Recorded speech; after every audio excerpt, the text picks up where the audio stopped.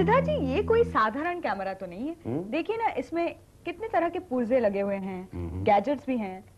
अच्छी तस्वीर खींचना कोई आसान बात नहीं है, और फिर तस्वीर खींचने के बाद उसकी धुलाई, फिर प्रिंटिंग, ये सब उतना आसान नहीं है जितना कि हम समझते हैं। बिल्कुल, और खास तौर के तब जब आप मध्य प्रदेश के झाबुआ जैसे छोटे से शहर में रहते हो, जहां सुविधाओं की बात तो दूर, बिजली की सप्लाई भी आंख में चोली खेलती है। मगर ये तमाम मुश्किलें आसान हो सकती हैं अगर आप एएल पारिक हो और आप में लगन हो असंभव को संभव बना देने की।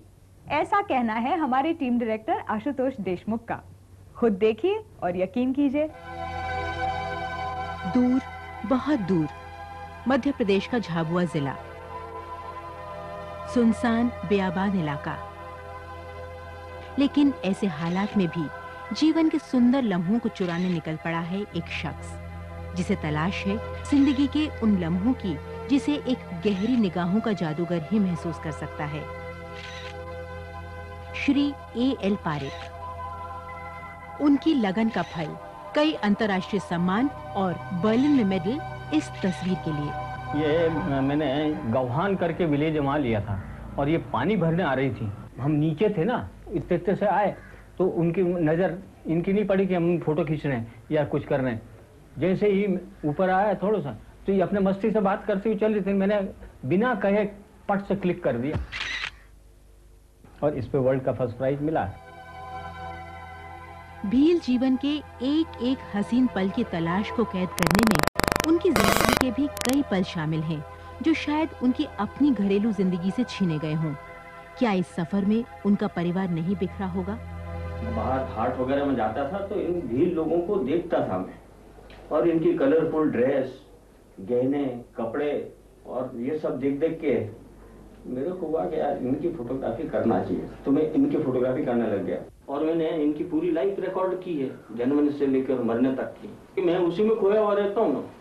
मैं अगर वो नहीं कर रहा हूँ, खोता नहीं हूँ, जाता नहीं हूँ, तो मैं रिकॉर्ड नहीं कर पाता। कई बार ये एक दिन का बोल के जाए, 9-9, 10-10 दिन नहीं आते थे।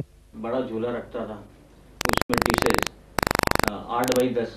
10x12 इंच तक की साइज के प्रिंट बनाता था मैं।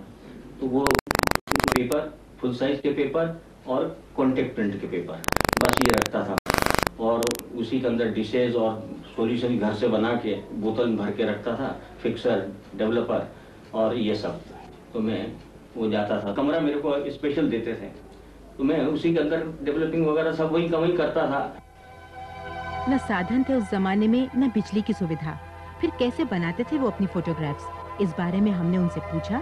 जवाब मिला, साइकिल का डायनामो में 5 बल्ब लगाए, एक सेंटर में और एक 4 कॉर्नर में, और फिर साइकिल चलाता चिमन सोनी करके यहाँ दोस्त है, तो वो यहाँ देखिए बैठता अंदर और ये भी अंदर, और फिर वो घुमाता पहिया तो होता।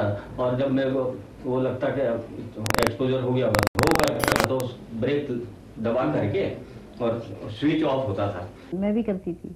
आप चले जाते, मेरे को नेगेटिव बता जाते कि इतने ये बनाना है, अपने बना के मैं दे देती। शुरू में वो प्रिंटिंग की मदद करती थी, उसके बाद में एनलार्ज तो बाद में करने लगी मैं। पहले तो एनलार्ज की वो था ही नहीं ना, और साथ में बड़े प्रिंट बनाते। जब सॉल्यूशन में आप धोते थे, राइफो में और पानी में मैं धोती थी। पेपर नहीं बिगाड़ती थी उस समय भी, सस्ता था तो। 50 साल के भटकाव के बाद अब मौका आया है कि उनकी पत्नी और परिवार भी उनसे कुछ मांग करें।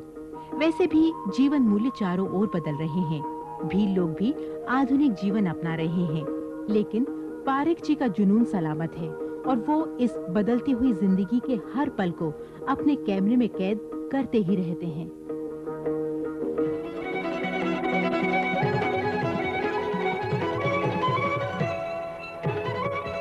हमारी अगली कहानी भी एक फोटोग्राफर लिंजी हेबर्ट की है। इन्होंने कई पुरस्कार जीते हैं। सुरभि टीम इनसे अक्सर टकराती है, कभी भारत के इस कोने में, कभी भारत के उस कोने में। दरअसल हम दोनों का मकसद एक ही है,